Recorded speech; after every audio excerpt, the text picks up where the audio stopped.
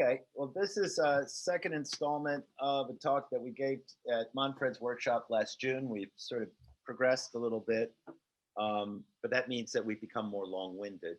You're right, we want So um, we did try and make an attempt to deal with the subject here of language and oppression.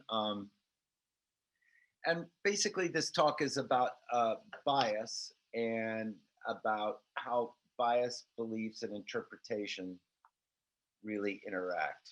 And of course, these can be weaponized to reinforce, messages that are not nice. But I think more troublesome and something that was bothering me already in June and continues to bother me is that it's now very clear to me how this makes for a certain kind of interpretive blindness, and it has to do just with standard Bayesian updating rules and certain things that we know and certain epistemic principles that we need for our survival, like that you can't keep your mind open to every possible source of information. But these things can be taken advantage of very easily. So we're actually a very good epistemic engine, but we're actually fragile. We're actually much more like deep learning systems than we like to believe. We like to believe that they're extremely fragile and non-robust. But actually, there's a very easy tipping point for us too. So, I mean, there are a lot of parts to this subject. We'll talk a little bit about where this bias and subjectivity can come in interpretation.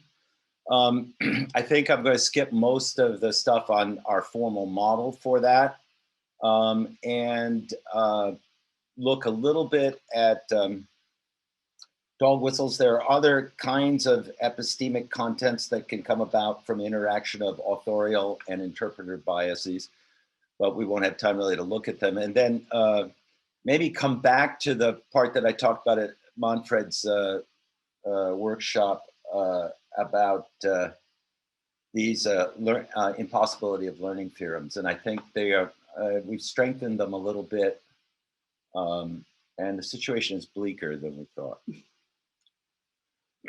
Okay.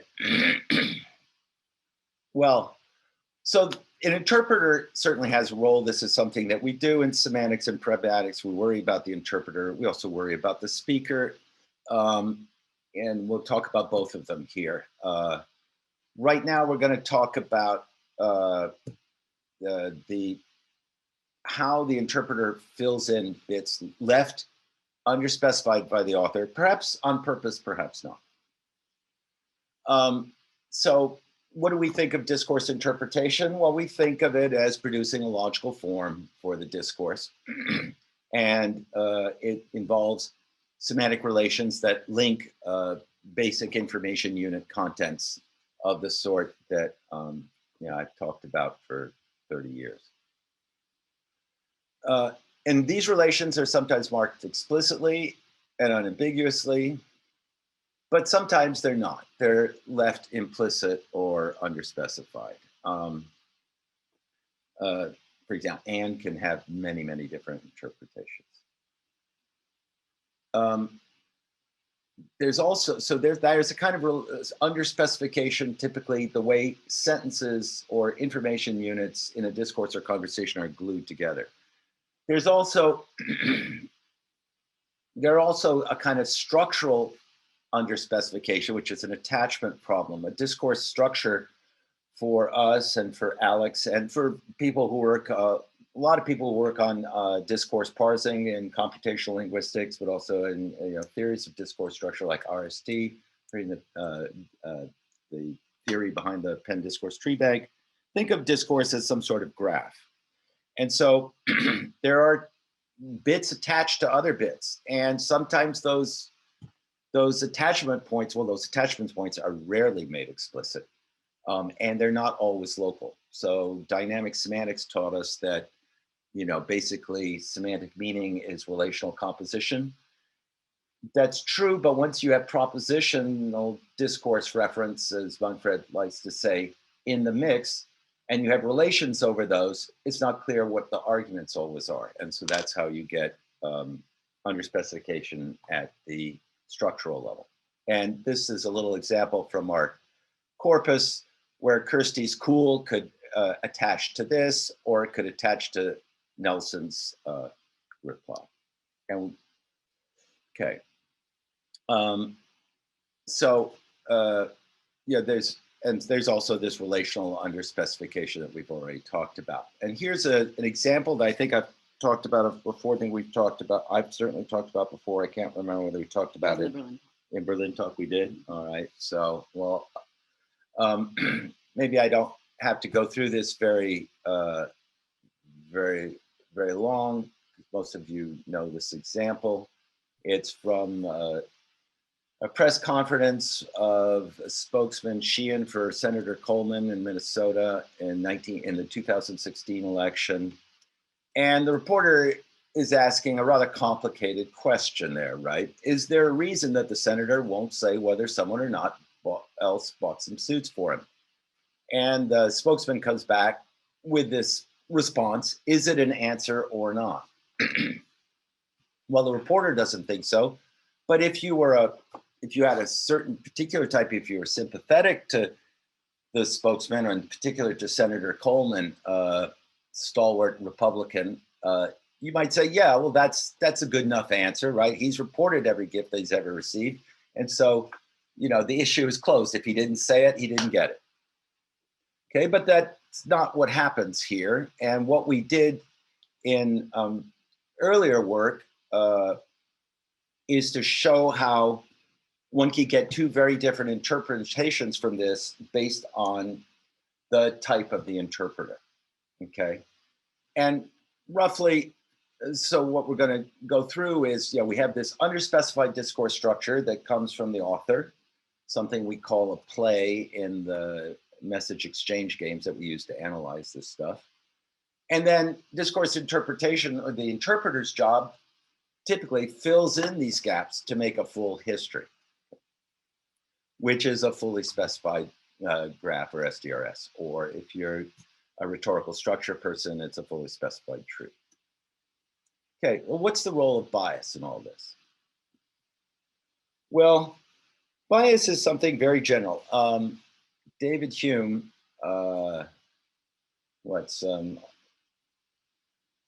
almost 300 years ago, getting on there, told us that, look, if you're just going to be an empiricist, you can look at the observations over and over and over again. You have no reason, as he said, we have no reason to draw any inference concerning any object beyond those of which we had experience. That's when you have absolutely no biases. And there's a modern version of this from Eric Wolpert in the 90s, which was a kind of soft blow to the first craze of neural net theorems, where everybody thought there'd be a general algorithm for learning. And Wolpert proves that any general algorithm for learning that really doesn't take account of any specificities of the data, which is unbiased in some sense, will do no better than chance. Okay, so we need bias to survive. We need biases to pick out the salient parts of our environment that matter to us and that we can generalize on. But biases can be both good and bad, both epistemically and deontically. Okay, so we're going to keep that in the back of our minds, and then look a little bit more closely at how these biases might manifest themselves. If I could just make a sort of side note, I've been talking a lot to people machine learning in our little institute here. And it's very well understood now that there are lots of biases in image classification systems. And we know where the sources of those biases are. They're in pixels, okay? Because it's a parameter that you basically mess around with to find adversarial examples that'll stump the machine. In language, I think things are a lot more complicated. So one of our tasks in language to understand how biases work is to figure out where they can manifest themselves, okay? So we're going to look at that here. And so what are the parameters here that we're going to like? Well, authors have goals. They have goals to communicate, let's say, to teach, to impress, to persuade, to deceive. And to achieve their goal, they're going to make a certain play, but that play will be turned into a history by the interpreters. So the authors should consider their audiences when making their plays. So how can the author accomplish their discourse purposes? What kind of tools do they have? Well, the first thing they have is a tool about, they want to report some fact or set of facts. They're not going to mention everything typically about them. The blooming and buzzing confusion of the world is too much to capture in a short article. So they're going to leave stuff out. And there's going to be a lexical choice about how they describe these. And there's going to be, once they build certain elementary propositions about this story, they're going to try and connect those in different ways. And how the authors use these will depend on their biases, and which are really about the beliefs of their audience's biases. Okay, so here are two examples that I collected shortly after Trump took office in 2016, when I was profoundly depressed and drinking heavily. And it was about the March for Science. And this is from Town Hall, which is a rather conservative news organization. Just 1 second, I'm not sure if you want to share the slides, because they're not visible. You don't see them? No, I kind of kept holding. Well, I thought you went to. Said something before. All right. Sorry. I can see the slides. I can see them too, yes. Wow. Okay. I see the slides too. Oh, right. That's something wrong with me. They're okay now, right? Yes, I can see the slides too. Okay. Okay, so here's the Town Hall. Okay, so there's some march fatigue, street theater, so-called. These are some negative terms. There's also some things that aren't mentioned here. There are no scientists mentioned in this story. So maybe the March for Science didn't have any scientists. Some things are mentioned, like it was modeled on the Women's March on Washington, which the Town Hall author didn't think much of. Sorry? Probably the audience. Then here's a description of it from the New York Times, roughly around the same period, right? So, so here, what it mentions is that many Americans who are passionate about science were trying to grapple with the proper role of science in our civic life. The march might or might not have accomplished the goals set out by the organizers. Notice also that there are discourse markers, like contrastive markers like but, which here's a sort of negative view, but then it's the second term of the contrastive relation is more positive, and that's typically this rhetorical device makes the reader concentrate on the second element as being the take-home message. So the New York Times message is a little bit more positive. It's using discourse structure. The other one was using discourse structure too. I didn't go through how that's built up, but it's also using lexical choice. But also different things are being mentioned here. Okay, so here there are discussions and people are passionate about science in this, whereas the other one didn't mention that at all. Okay, so you've seen just a very slight, just a sketch of how these tools can be used. How might we formalize these kinds of things? Well, first way we've been developing Soumya, Paul, Antoine Venant, and now Julie and I have been working on these games, these message exchange games, which offer us a formal framework in which we can talk about biases and talk about subjective interpretation as well as sort of intersubjectively available and determined content. And so interpreters, we can represent different interpreters as different juries. Let's see, we don't have any formalism here. A game involves typically two players if it's a conversational game. What? All right. Okay. Yeah. Why don't I just go to this? Okay. So this is what our games are. Is they are exchanges of messages between two players, a player 0 and a player 1, and we distinguish their vocabularies basically by pairing each one of these X's and Y's is a basic elementary discourse unit, if you will, or it could be a stretch of them. It could be a chunk. It could be actually a small SDRS if you wish. And but they're paired with 0 and 1 to distinguish them because it does matter who says what. Okay, and basically we have this tree of all finite and countably infinite strings in the vocabulary that represents all possible conversations in a certain vocabulary. Okay, and we can define a strategy in this, and winning conditions are very simply understood as parts of that tree, usually just sets of branches in that tree. Okay, I don't have much time. Okay, so now interpreters can be look at this conversation and they can take away a certain view of it. They can fill in, for example, missing parts. And how do they do that? Well, I mean, here are two interpretations of that Coleman story. One where the senator has reported every gift he has ever received. This alpha thing isn't really understood as a question, and is then corrected, and then that correction is corrected, and so on. And one where it is, and what that depends on is on the type of the jury in this particular case. We also give types to our players, but we'll just skip that nowadays. I think I'm going to.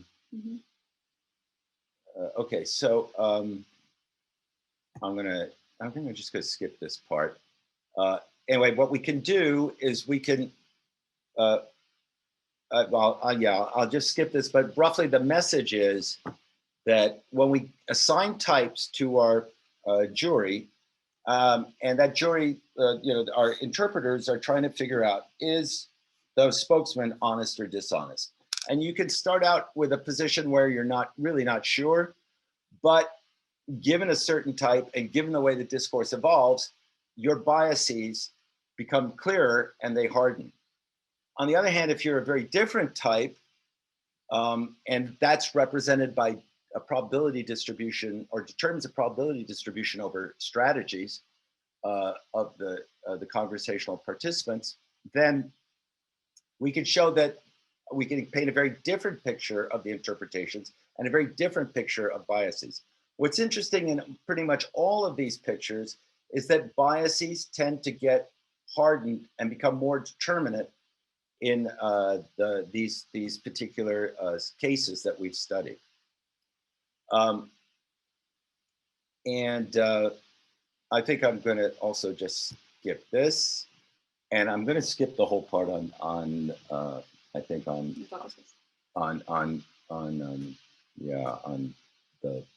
Dog whistles. Yeah, dog whistles.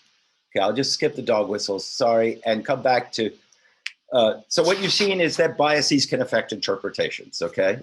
What we want to show, and this is a point we talked about last June, but I still think it's important. I think we want to also look at how now interpretations, well, we've always seen that interpretations affect biases in the sense that they affect the probability distributions over the types as the interpretation proceeds. But what we're now going to move from is from bias and interpretation to bias and learning, okay? So the codependence between beliefs and interpretations, it really affects our ability to learn, okay? And I want to talk about a particular kind of case of learning, which is one where we're learning by testimony, okay? What we have available to us are, and this is what normally happens to us. Most of us don't have access to ground truth data about important subjects that we care about. We read the papers, we watch the newspaper, we get on the internet, we get information there, testimony from different sources, okay? And Julie gives you just this example, right, where you want to convince someone that kneeling for the national anthem is respectful in the United States and presents an argument for this position. Now, Julie's interlocutor or her interpreter may not be in a position to check out the reliability of this claim. He might not have access to ground truth. So what determines this? Well, basically, we have our little learner here, our little F hat, which we sort of, this is machine learning to speak, but you know, it represents humans as well as machines. Basically, humans take data or their representations of data and output predictions or classifications over that data. Or, you know, like Manfred took data about speech acts, and adverbials, and produced a syntactic theory, a history in his talk, okay? But Manfred does have access to ground truth about linguistics, but you know, you don't have access to ground truth about a whole lot of stuff. So what do? You use evidence from testimony plus your background beliefs to update your probabilities about your hypotheses, okay? And some of these hypotheses are about the marginal probabilities of the events described in the testimony itself, okay? So what's key to this point is that you have these evaluative hypotheses, and this is just a point about generalized Bayesian epistemology that works both at first order levels and higher order levels, that basically if you have a body of evidence, you also have some evaluation of that evidence, some confidence in it. And that's what these evaluation hypotheses H are doing. Now, you probably don't just have one, you have a bunch, and you have a probability distribution over those, okay? So I'm trying to make it as general as I can. And now, here's a particular body of evidence that you have a source that's, let's say it's from the New York Times, and this F hat is me, I find it plausible. Well, that means that I have at least one evaluation hypothesis that says the New York Times, it has a probability of being quite high. And now, as I continue to encounter further evidence about this source that makes it seem plausible, more plausible, in fact, that evaluation hypothesis will be too. And that will lead to the discounting of other evaluation functions that disagree. So as I get more evidence, I update my confidence on my evaluation hypotheses, and that now influences my beliefs about the evidence. And bodies of test, now there is actually, because there's a codependence here, this is actually a technical problem in sort of, you know, Bayesian networks and in epistemology. How do you update a cycle? Okay, well, what happens is you spill the cycle out into a sequence, right? And that's what happens with testimony from sources like CNN or Fox News or New York Times. You have one at stage 1, at stage 2, and so on. Okay. So what happens here is as I acquire confirming evidence for a certain, you know, source or a certain body of evidence, I'm going to put all my subjective probability mass, all my belief on the particular evaluation hypothesis that assigns, you know, a high value to that body of evidence.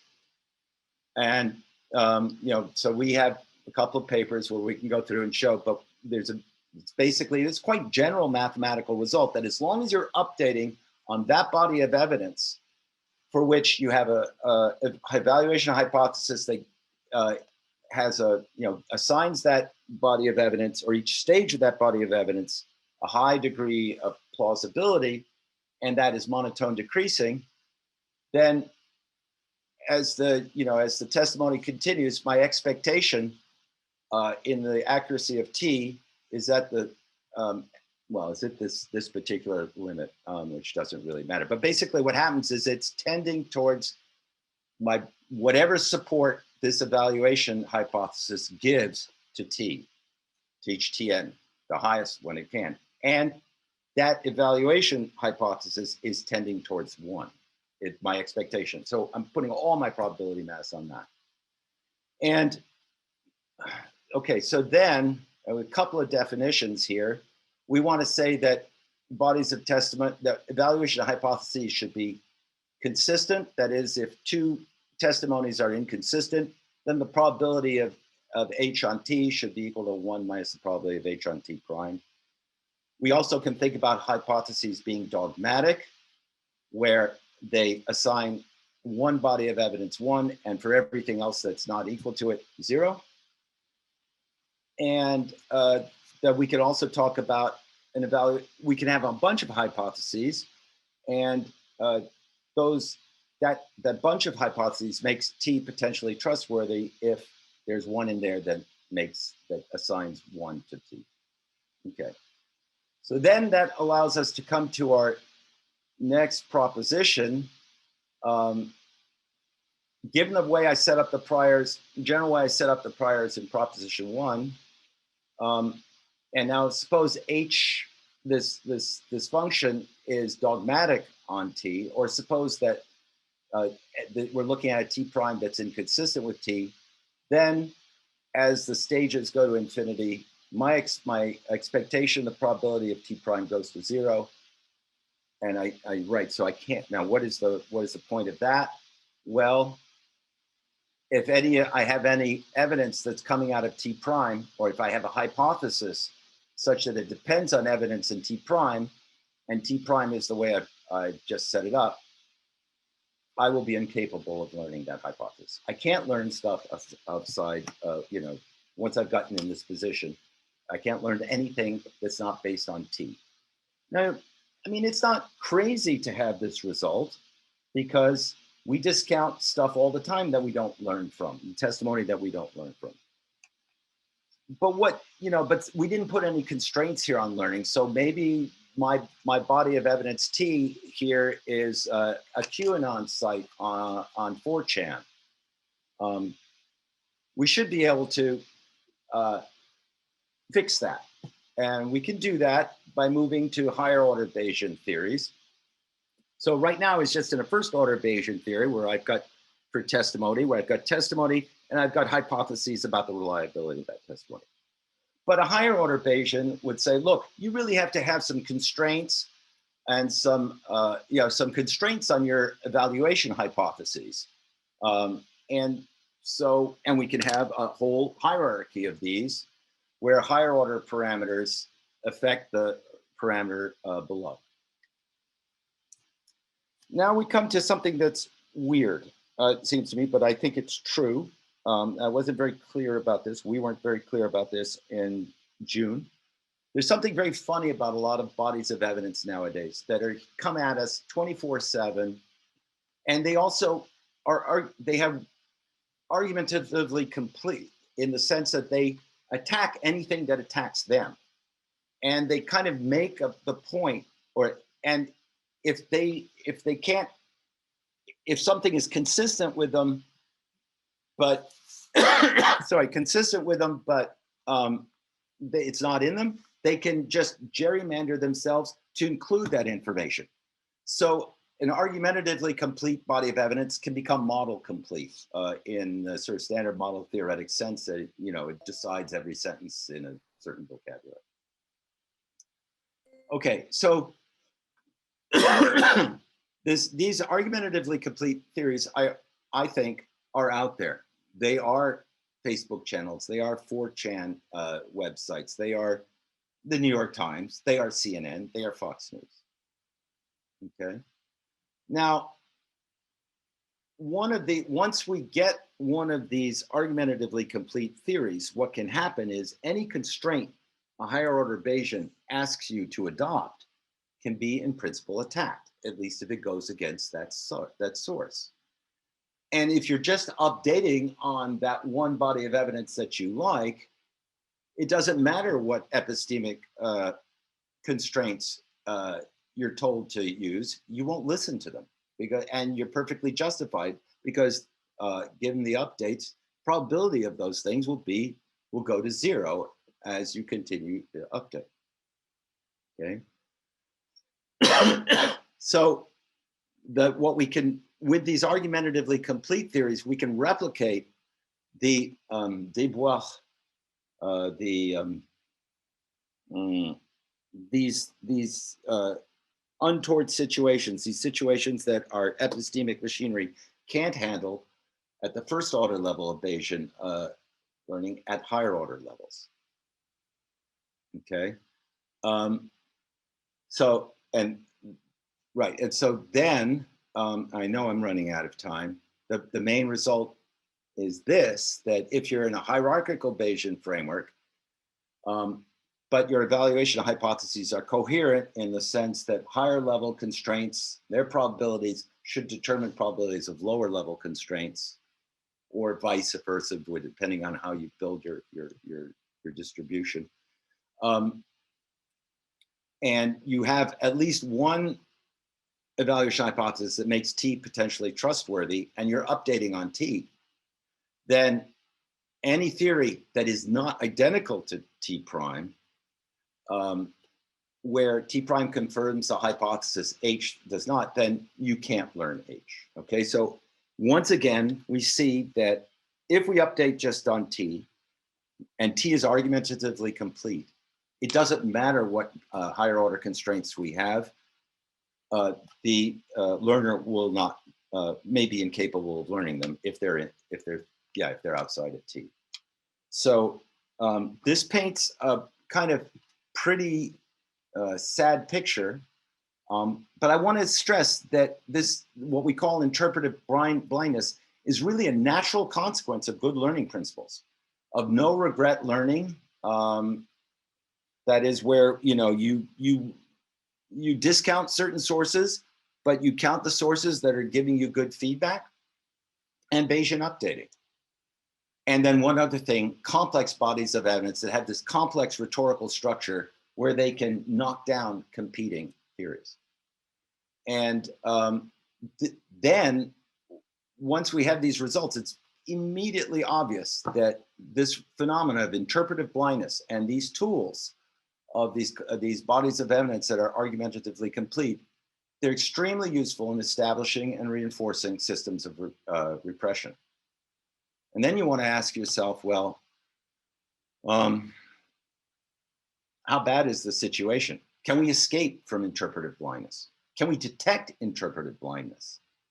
It's not so easy to detect interpretive blindness. And so, you know, we've set up another type of message exchange game called an ME learning game, where you have a tutor that tries to figure out, first of all, whether our learner, who's player one in these games, is interpretively blind or not. But, you know, this learner one might reject hypotheses or reject bodies of testimony for good reasons, or, you know, we might not know what the reasons are. So we have to check that. And we show it's a potentially infinitary process, not a super complicated one, but an potentially infinitary one, in any case, of detecting interpretive blindness.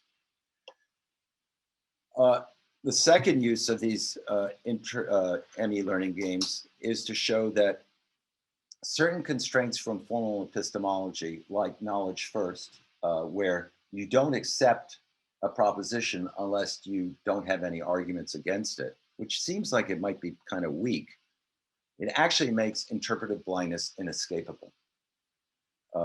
Given this sort of setup we have, where you're learning on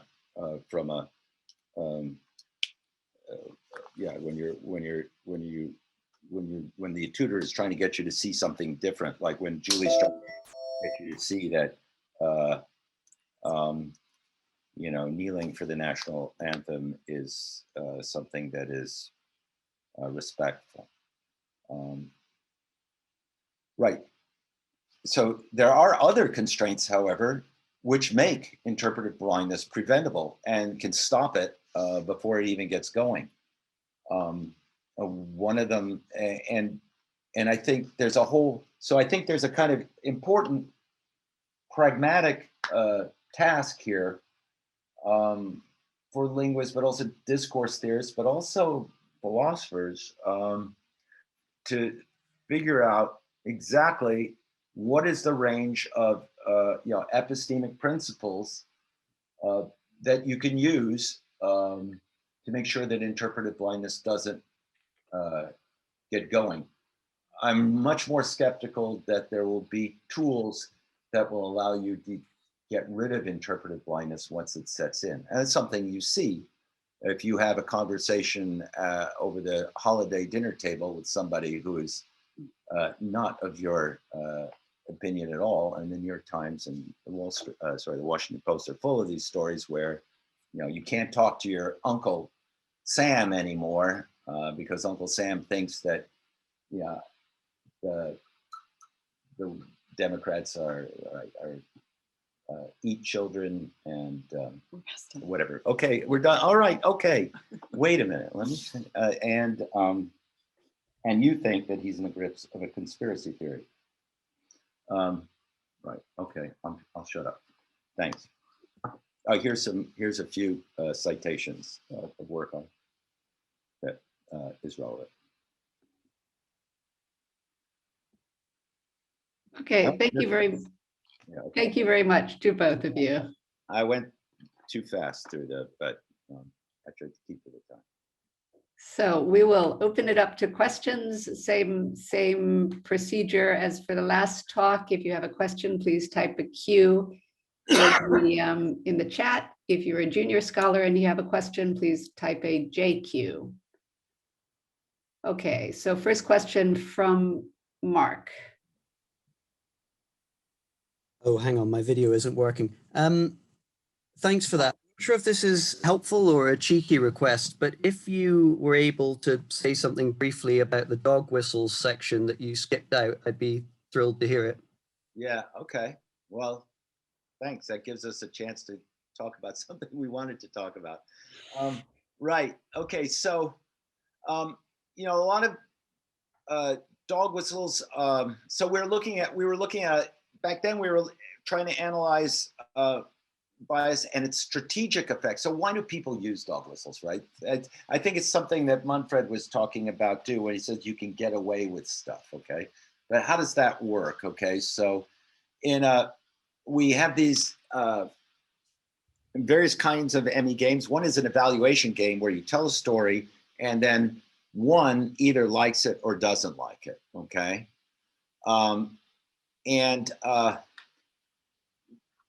there could be a problem here because one might be a little bit more complicated. Our interpreter might be a little bit more complicated, or our jury might be more complicated too. For example, the jury might slap a loss on you if you say something bad. Okay, so we've looked at. So I know there's a lot of work on dog whistles as lexical items, but we like this one here from Marion Maréchal Le Pen, the niece of Marine Le Pen, who's a far-right politician in France, where she gives, I didn't really get this. So she says, France was once the eldest daughter of the Catholic Church. It's now becoming the grandniece of Islam. Well, there is a hidden content in that. You might, even some of our friends who are more conservative just say, well, that's just correct, right? France was once the eldest daughter of the Catholic Church, and it's now it's become more pluralistic, or there are a lot fewer Catholics now. But there's also a hidden message which actually gets tacked on to, I think, what I think it gets tacked on. We think it gets tacked on to the literal meaning of this little history that Marion Maréchal Le Pen just gave, right? That happened because Northern Africans are overrunning France. So what you get is a kind of extra content shoved in there, sometimes as an explanation, sometimes as a commentary, and it's put there by the type of the interpreter, okay? And now, why is this a useful strategy? Because the literal content is always there, Mark. Okay, it's always there. And so Marion Maréchal could just say, no, I'm just stating a fact about, the religious religious affiliations. Now, and so if you have a particular kind of game, now, sorry, we have to go to a slightly more complicated message exchange game, where one can actually attack Zero's story. So now imagine you're trying to attack Marion Maréchal's story. Now, one thing is that you might have a jury that says, well, if the player one can show that the author's story has some inadmissible property, like being racist or sexist or something like that, then they lose, okay?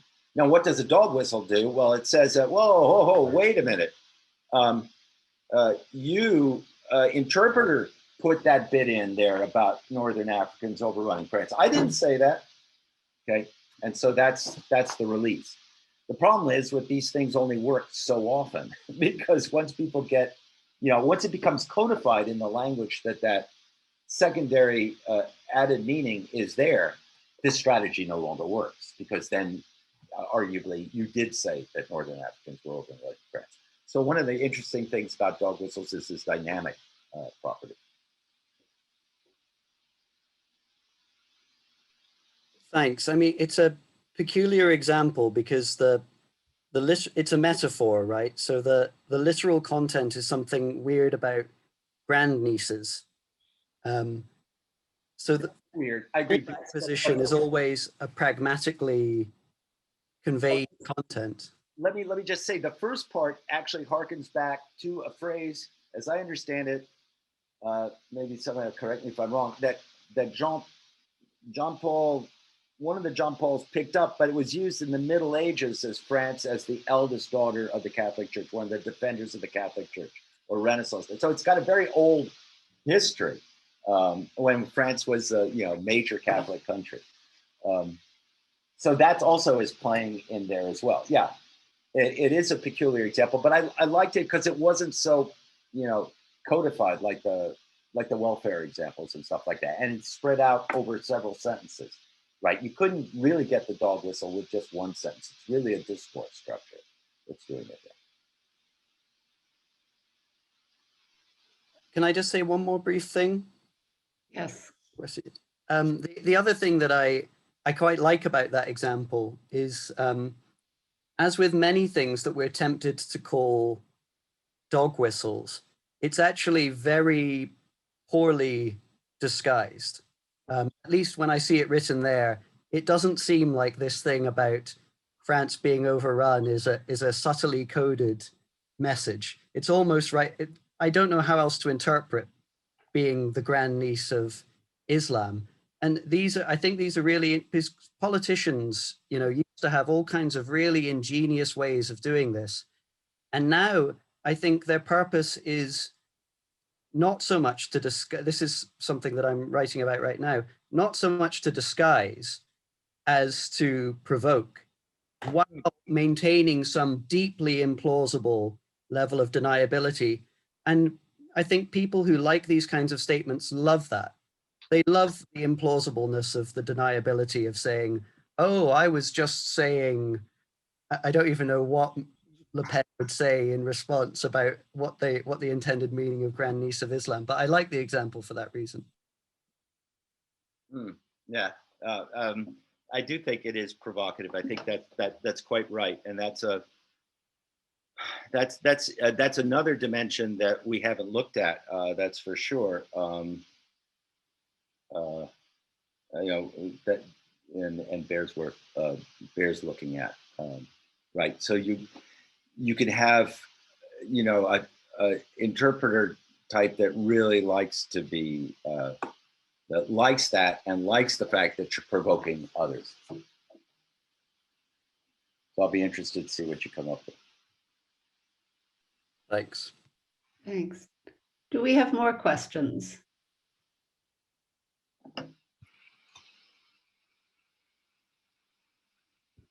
I guess in that case, I would invite Nick and Julie to, if there's any parts of your story you'd like to go in that you skipped that you'd like to talk about, or that you'd like to talk about in more depth. We have another 15 minutes or so, 14 minutes by my clock. So if there's something you'd like to tell us that you didn't get to? Gee, I don't know. No, I don't know. If not, I'll ask you something, but Yeah, I mean, so I mean, I kind of gave you a very high level view of this. Not, I didn't go into the details. I think the details are a little bit interesting because the, I think, when you see the tools that are used, they're not that they're not that oh wait, they're not that outlandish. Okay, I mean, I think this idea of a argumentatively complete body of evidence is a little bit weird, but I think the other parts are kind of plain vanilla. I mean, I think it's pretty much indubitable that yes, your beliefs. There is a kind of bias based on your beliefs and what you see, what you want to see in the evidence, and then there's and then that evidence confirms or disconfirms your beliefs. Those are just truisms, but then when you put them together, you can get something quite bad. And it's the message I really wanted to impart is that this kind of interpretive blindness and something that can be used as a tool for oppression is really just very natural. It's not something aberration. It's not an aberration. It's not, you're not an evil, or maybe you are evil, but you're not somehow defective because you fall into this kind of interpretive blindness. It's just something that does happen, and you have to watch out. Clarification, perhaps. Yes, Mihaela? One thing that we ran computer simulations, and we looked at kind of trying to model the use of a slur in a Nash demand game. And then we put some agents, giving a probability distribution kind of close to zero, kind of having a sort of predisposition to having racist beliefs and so on. And then when you run the algorithm, you just kind of, that's what you expect, this reinforcement of the beliefs, because that's precisely the priors that they have. So like what you get is like the posteriors will be a consequence of to start with. So I'm wondering, is it in a way to do, the problem is it to do with the diet of information that the agents have? That insofar as you have a negative bias, that will be reinforced, and that's what you see with probably machine learning. But I'm curious, like if you sort of give a varied diet of information to those agents, would you see any difference, or could you kind of tell apart at which point, how much new information that will become inconsistent with their priors and so on? Yeah. Okay, so I can answer that. Yeah. So that's a good question, Mihaela. So I don't know what happened to me. One way to stop interpretive blindness before it starts is to never assign a body of information probability 0 unless you're absolutely certain that that's right. Unless there's no it's inconsistent or something like that. So what happens here is that very quickly, and actually when we do a little thought experiment in the paper, the probability of T prime goes to 0 pretty much after five rounds of updates. I mean, it's extraordinarily fast, right? It's very, very fast once you're updating over these strategies.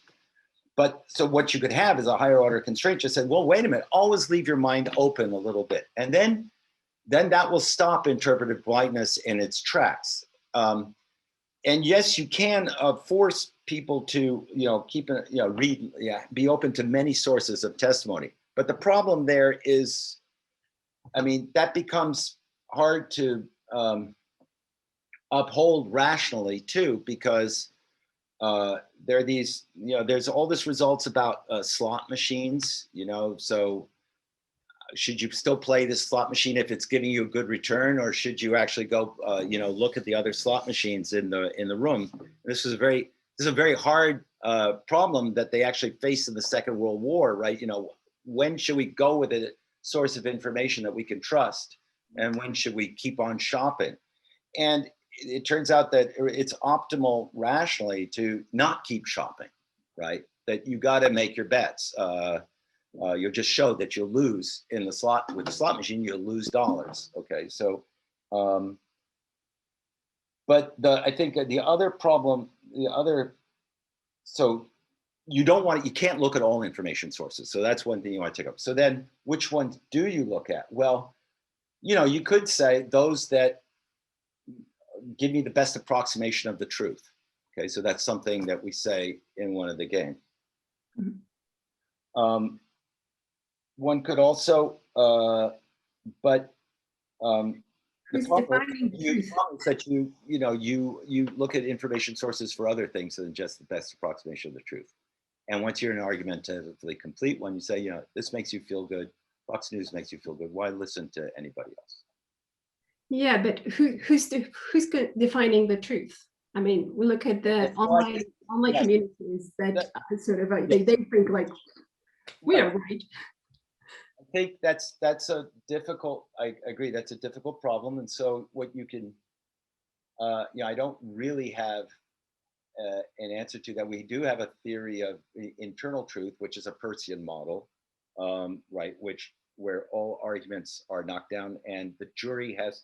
I mean, we can put conditions of fairness on the players and epistemic, not being prone to epistemic luck. So there are a number of constraints that we can put on the players so that we tend to the truth more often than not, but there is no guarantee. And even though those games are extremely complex, we know that you can't capture, I mean, there's also a theorem that sort of an external ground truth can outright that possibility. I know that wasn't very clear. Basically, this idea of these, when we put these epistemic constraints in and we force the players to, really play by these epistemic rules, we get a kind of game that they can't be decided in any finite segment. So the truth only appears in the limit. So it's a very complicated structure, but it has a particular complexity. And we know that to find to build a isomorphic copy, let's say, of some kind of structure, of certain kinds of structures, it's that the winning strategy we get at, it's much, much more complicated. So we can't possibly get at those external truths with this. Right? That's roughly the theorem.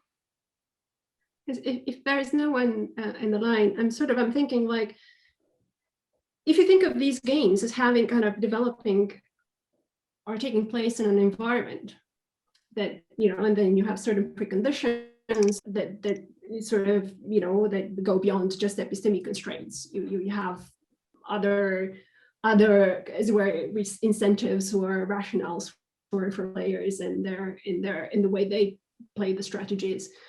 I forgot what.